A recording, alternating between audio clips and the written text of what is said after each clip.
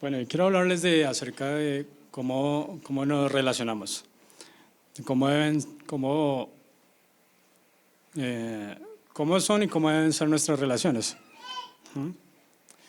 Entonces, no sé, cómo son nuestras relaciones, sin hablar de iglesia, cómo son nuestras relaciones, pensemos por un momento en nuestro ambiente laboral, de estudio, familiar, social, cómo son este tipo de relaciones allí y cómo las podemos calificar, ¿sí? Pensemos por un momento que como que las caracteriza, ¿sí? Y haciendo ese análisis veía que tenemos muy pocas relaciones profundas, ¿sí? Verdaderas. Hay un gran problema acá y es que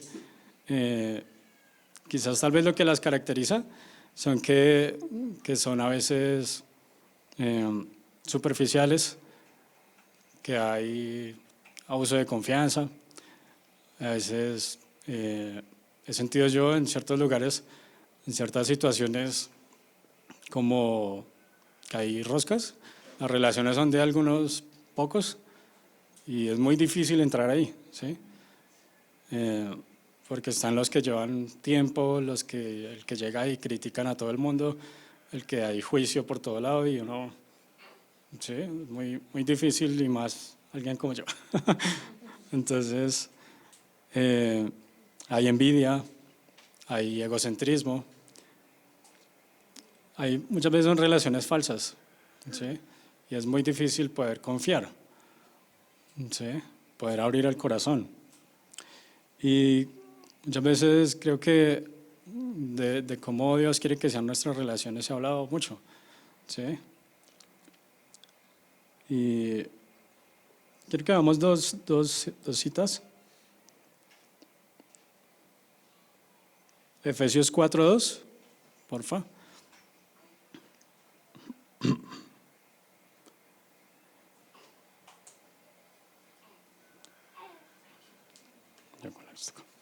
Más rápido. 4:2, sí. ¿Me ganaron? Listo. Dice, con toda humildad y mansedumbre, soportándoos con paciencia los unos a los otros en amor. ¿Sí? Y miremos al tiempo Colosenses 3:12.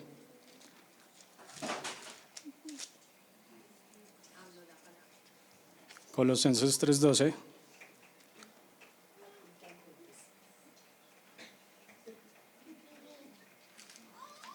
Me ganaron.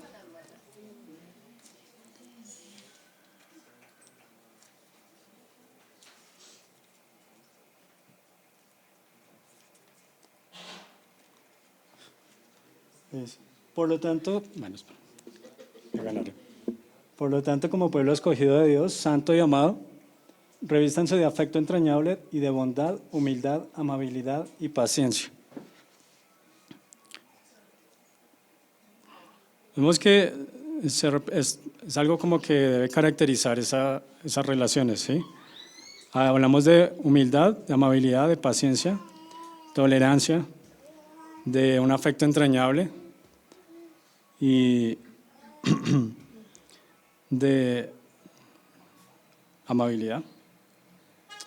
Cuando hablamos de humildad, estamos hablando de saber quiénes somos, lo que tenemos y como no pasar por encima de los demás, ¿sí? Podemos ver que humildad, amabilidad y paciencia lo hablamos acerca de nosotros, ¿sí? Pero ya el resto nos lo habla para los demás, ¿sí? Hay un gran mandamiento en los que se resumen, Dios resumió todo en 2 mandamientos, ¿no? Amar a Dios sobre todo y amar al prójimo como a uno mismo, ¿sí? Entonces vemos que son 2 tipos de relaciones, la que yo tengo hacia afuera, pero la que voy a tener con Dios, ¿sí? Lo que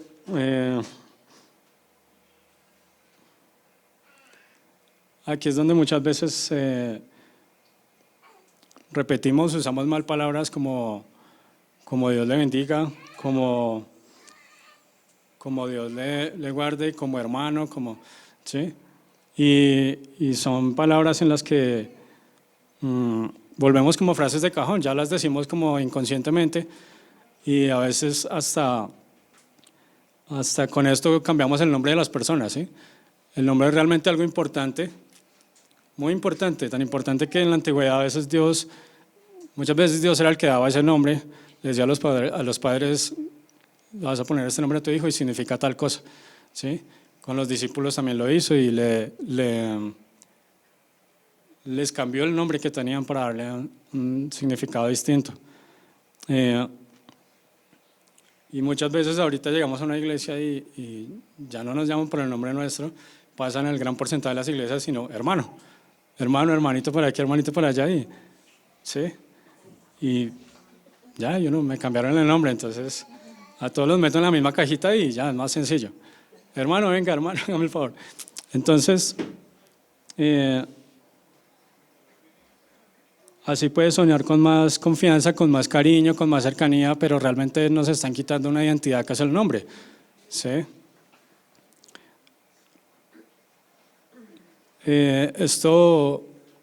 La idea es que estas características, esto sea lo que ahora caracterice nuestras relaciones en base a lo que dice Colosenses 3:12, lo que dice Efesios 4:2, y no que sea lo que analizaba antes y veía que caracteriza nuestras relaciones falsas, que son superficiales, que hay envidia, que hay, ¿sí?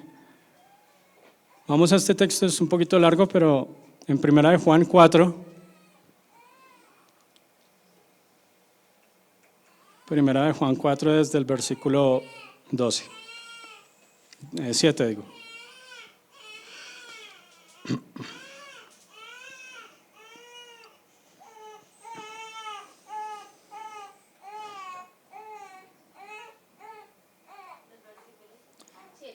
Desde el 7. 1 de Juan 4 desde el 7 en adelante. Dice: queridos hermanos, debemos amarnos unos a otros porque el amor viene de Dios. Todo el que ama es hijo de Dios y conoce a Dios. El que no ama no ha conocido a Dios, porque Dios es amor. Dios mostró su amor hacia nosotros al enviar a su único Hijo para que tengamos vida en Él, vida por Él. El amor consiste en esto: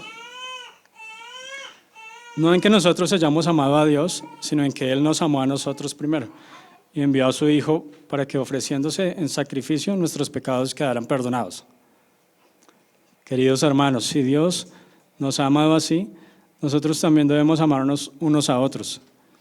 A Dios nunca le ha visto nadie, pero si nos amamos unos a otros, Dios vive en nosotros y su amor se hace realidad en nosotros. La prueba de que nosotros vivimos en Dios y de que Él vive en nosotros es que nos ha dado su Espíritu. Y nosotros mismos hemos visto y declarado que el Padre envió a su Hijo para salvar al mundo. Cualquiera que reconoce que Jesús es el Hijo de Dios, vive en Dios y Dios en Él. Así hemos llegado a saber y creer que Dios nos ama. Dios es amor. Y el que vive en el amor, vive en Dios y Dios en Él. De esta manera se hace realidad el amor en nosotros, para que en el día del juicio tengamos confianza, porque nosotros somos en este mundo tal como es Jesucristo. Donde hay amor, no hay miedo, al contrario. El amor perfecto echa fuera el miedo, pues el miedo supone el castigo. Por eso, si alguien tiene miedo, es que no ha llegado a amar perfectamente. Nosotros amamos porque Él nos amó primero. Si alguno dice yo amo a Dios y al mismo tiempo odia a su hermano, es un mentiroso. Pues si no ama a su hermano a quien ve, tampoco puede amar a Dios a quien no ve. Jesucristo nos ha dado este mandamiento: el que ama a Dios, ame también a su hermano.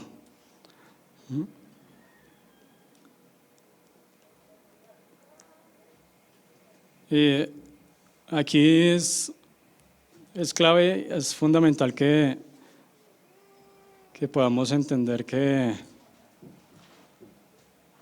nuestra relación con nuestro hermano va a depender de nuestra relación con Dios. ¿Sí?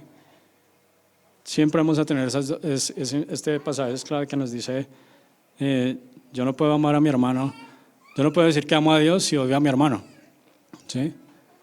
Y hay muchas veces que se nos dice amar al prójimo, pero a veces el prójimo no se ayuda, ¿sí? No se deja amar, no colabora para eso. ¿Sí? Hay prójimos complicados. ¿Sí? Siempre vemos situaciones en las que es duro. ¿Sí? Dice que el hierro se lima con el hierro, el hombre con la relación con otro hombre. Entonces, a veces en medio de eso hay formación de carácter, ahí es donde crecemos, ¿sí? Espiritualmente en muchos ámbitos. Pero aquí es donde se nos dice que debemos siempre estar en esa relación de crecimiento, de devoción, de lectura de la Biblia, de estar tratando de cambiar cosas que me están dañando, que me están impidiendo reflejar a Dios en medio con los demás, de mi trato con los demás. ¿Sí? Porque de lo contrario sería un mentiroso, un hipócrita. Y esas no se nos llama a tener relaciones hipócritas con todas esas características que había más antes, sino en la que mostremos los frutos del Espíritu, ¿sí? El amor, la humildad, la amabilidad, la paciencia, la tolerancia. Dice que la tolerancia es soportarnos los unos a los otros. Entonces, el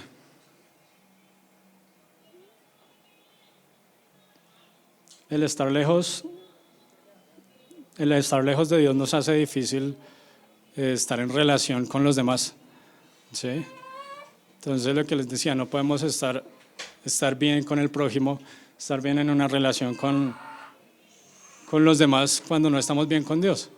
¿Sí? Entonces, miremos cuán importante es el estar continuamente alimentándome de su palabra, permitiendo que Él cambie cosas en mi vida para yo poder estar bien con los demás. ¿Sí? Hay un pasaje que habla de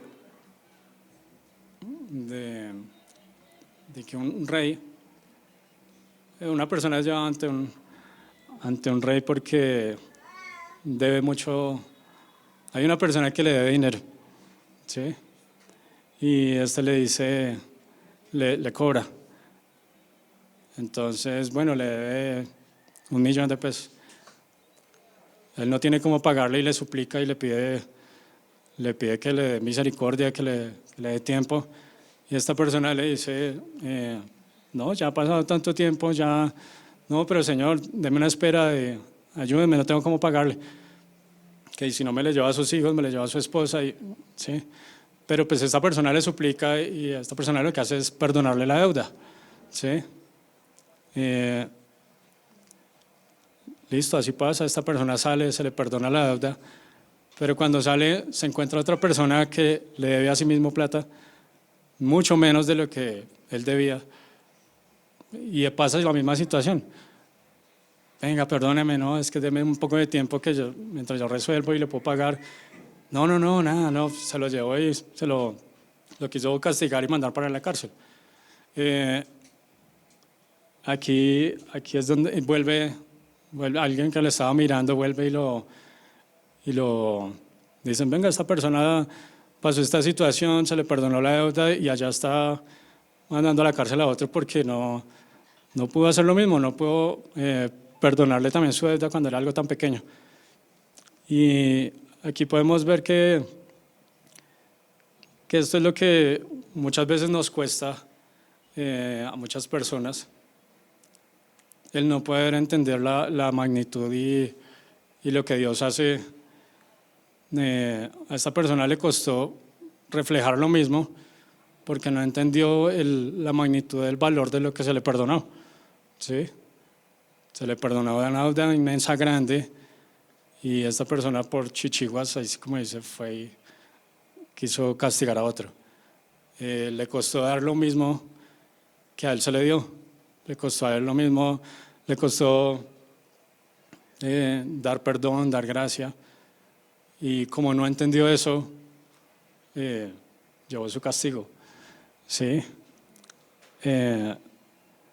Muchas veces eso es lo que nos cuesta. ¿Sí? Como personas,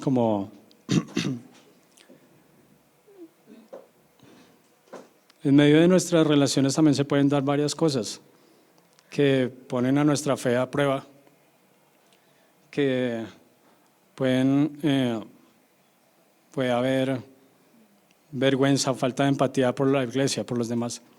Podemos ver en Mateo 15:23.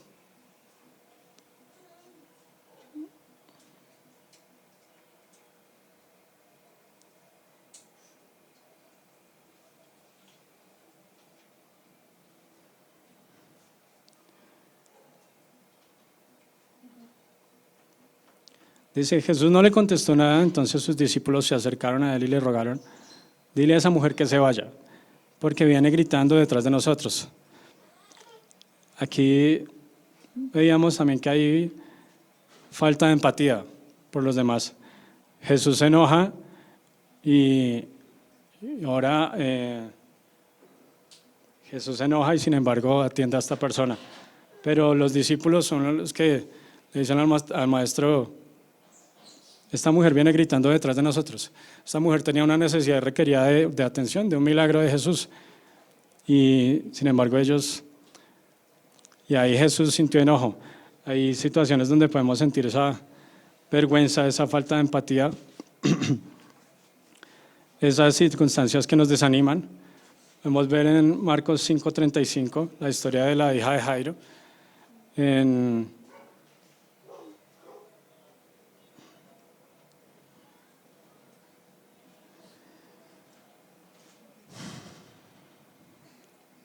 Dice, todavía estaba hablando Jesús cuando llegaron unos de la casa del jefe de la sinagoga a decirle al padre de la niña, tu hija ha muerto, ¿para qué molestar más al maestro? Pero Jesús, sin hacer caso de ellos, le dijo al jefe de la sinagoga, no tengas miedo, cree solamente. Allí eso pone a prueba nuestra fe. Eso son unas circunstancias que desaniman. Su hija estaba muy mal, estaba ya al punto de la muerte y llegan ellos y le dicen, no, su hija ya está muerta, ya no lo molestes. Y podemos ver en Lucas 5,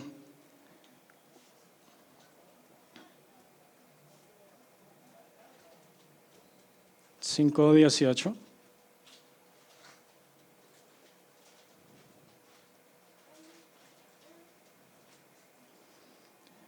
Al volver Jesús a la barca, 18 y 19. Al volver Jesús a la barca, el hombre que había estado endemoniado le rogó que lo dejara ir con él, pero Jesús no le permitió, sino que le dijo, vete a tu casa con tus parientes y cuéntales todo lo que el Señor ha hecho y cómo ha tenido compasión de ti. Aquí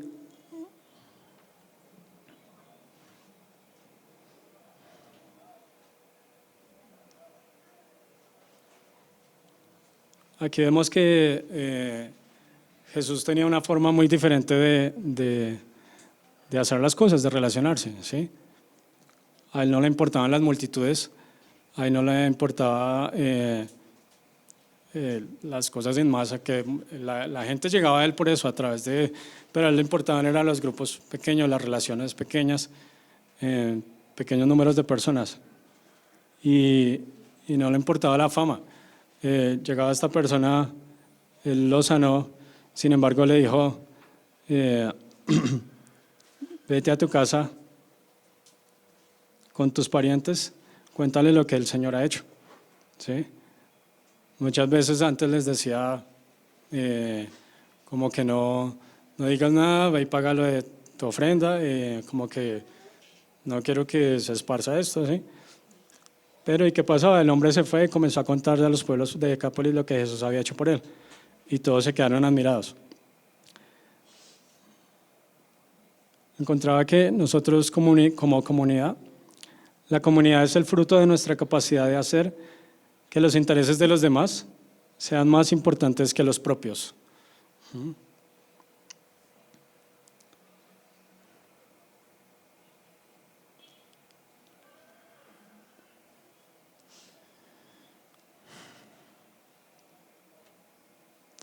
Hay una historia, un estudio científico que dice cómo se comporta el cerebro humano, ¿sí? Dice que él se va reconfigurando a medida que nosotros nos relacionamos, ¿sí? Como son nuestras relaciones con los demás, nuestras neuronas se van configurando todo el tiempo, ¿sí? Esos cambios hacen nuestros lazos relacionales. Dice que en cuanto nosotros tenemos cuidado de los seres sociales de nuestros conocidos, asimismo es configurado nuestro cerebro. Mientras damos y recibimos cuidado en los más mínimos intercambios,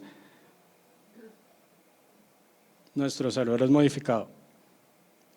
Pero cuando nuestras relaciones están basadas en amor y es recíproco,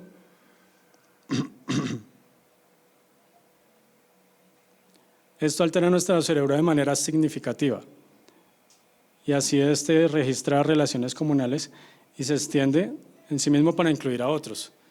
Entonces ya el yo deja de ser yo para pensar en los demás, en un plural, ¿sí?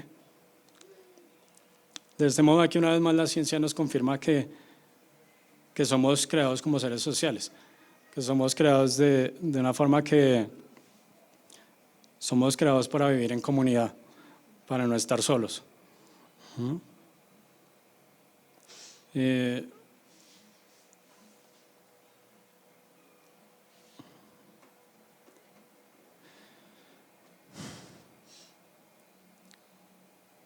Con esto quiero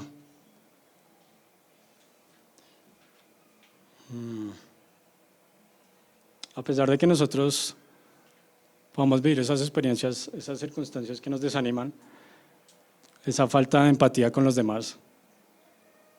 Acá hay un texto que quiero leerles.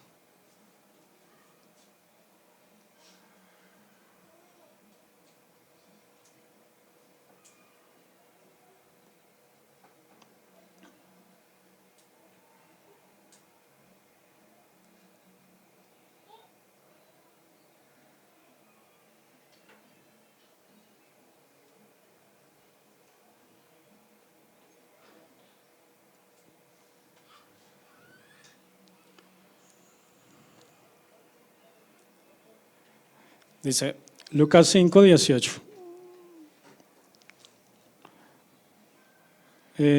Entonces llegaron unos hombres que llevaban en una camilla a uno que estaba paralítico. Querían llevarlo adentro de la casa y ponerlo delante de Jesús, pero no encontraban por dónde meterlo, porque había mucha gente. Así que subieron al techo, abriendo un hueco entre las tejas, bajaron al enfermo en la camilla. Allí en medio de todos, delante de Jesús, cuando Jesús vio la fe que tenían, le dijo al enfermo: amigo, tus pecados quedan perdonados. Entonces los maestros de la ley y los fariseos comenzaron a pensar: ¿quién es este que se atreve a decir palabras ofensivas contra Dios? Solo Dios puede perdonar pecados. Aquí podía ver que me identifico mucho con esto. De hecho, puse acá: Jesús sana a un paralítico, entre paréntesis, Jesús sanó a Jorge.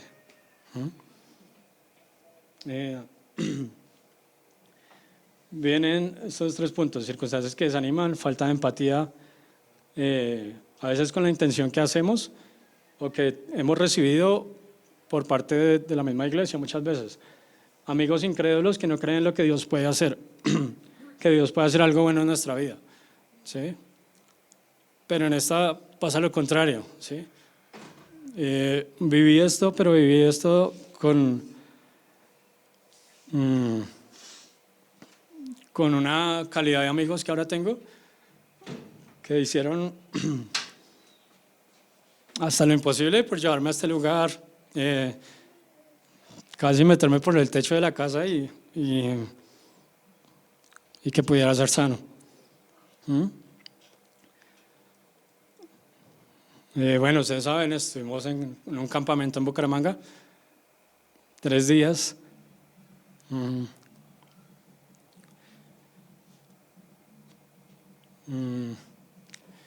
Y ya al volver, un pastor ora por mí, una oración muy sencilla, muy corta. De hecho, no la entendía, era en inglés, me traducía todo. Pero fue algo tan especial y fue instantáneo.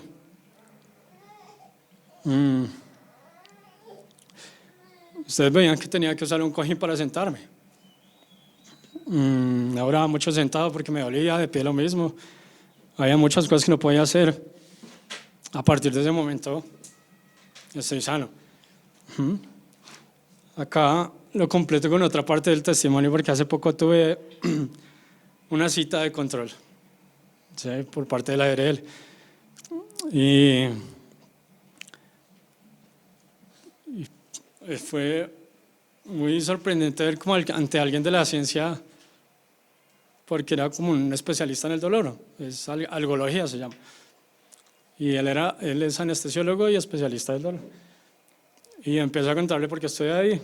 El especialista que me estaba tratando era otro, sin embargo pues fue la cita que logré hace mucho y entonces le dije: no, doctor, es que el último procedimiento lo tuve en octubre, tenía una cita de control en noviembre y casi no logró la cita. Bueno, entonces, ¿pero usted cómo está de dolor? ¿Está tomando medicamento? ¿Tiene medicamentos? ¿Qué necesita? Y yo: no, medicamentos tengo en la casa. Y allá están, cero dolor. Yo tuve una experiencia con Dios en noviembre y recibí sanidad. Dios me sanó. Apenas yo le dije eso, como que él estaba en el computador escribiendo. Me dice: pero venga, ¿yo cómo hago para reproducir esto y decirle a mis pacientes porque si yo les digo no me van a creer? Pero entonces, ¿cómo pasó? ¿Cuántas terapias fue o cómo es? Y yo no, solo recordaba cuando en la Biblia dice, solo sé que antes era ciego y ahora veo. Porque fue así, literal, fue muy sencillo, muy simple como Dios obró en ese momento. De hecho, ya estaba preparada para devolverme del campamento cuando, una oración sencilla, 3 minutos, y recibí sanidad. Y cuando le digo al doctor esto, queda, no, y que las personas que tienen que hacer para esto, y yo, pues que crean en Dios. Creer en Dios. Y él me dice: no, yo sé que esto pasa muy poco, pero me deja, sí, me alegra mucho por usted, pero bueno, le digo, si yo les digo a mis pacientes esto, no me van a creer. Usted tiene que contarlo, usted tiene que testificar para que crean. Porque me decía que lo que yo tenía, pues siempre las tendencias eran empeorar. Era una coxigoidinea. Y era una fisura y fractura en las sacroiliacas y en el sacrocoxis, y que esto iba empeorando y las secuelas eran cada vez más degenerando. Y me dice: o sea, esto me alegra mucho por usted porque muy poca gente queda bien de esto y requiere unos procesos más dolorosos aún. Y yo salí a ella y yo solo dije: quiero salir a arrodillarme, y le dije: gracias. Ya me vino a mi esposa a contarles. Pero concluyendo esto, logré tener relaciones de calidad que me llevaron a por las cuales me llevaron a recibir ese milagro. ¿Sí? No importaron esas circunstancias que desaniman, esa falta de empatía de los demás. Muchas veces recibí bullying a través de esto, humillación, aún en el trabajo. Pero me pasó lo contrario a eso y lo que les digo. Y enfatizando en los otros puntos, recuerden que dar de lo que recibimos y no podemos amar a los demás o pretender tener una buena relación con nuestro prójimo si no tenemos esa relación con Dios. ¿Sí? Si estamos alejados de Dios o si nos acercamos a Dios cada 8 días, cada 15 días, escasamente oramos por los alimentos, ¿sí? O porque decimos Dios le bendiga a las personas y lo usamos ya como un saludo, como cualquier cosa, le quitamos el significado a eso. Es muy difícil tener esas relaciones en las cuales no haya hipocresía y no aparentemos estar bien con los demás, ¿sí? Porque siempre tenemos que estar aparentando si no tenemos una relación real con Dios. Esto era lo que quería compartirles. Oremos.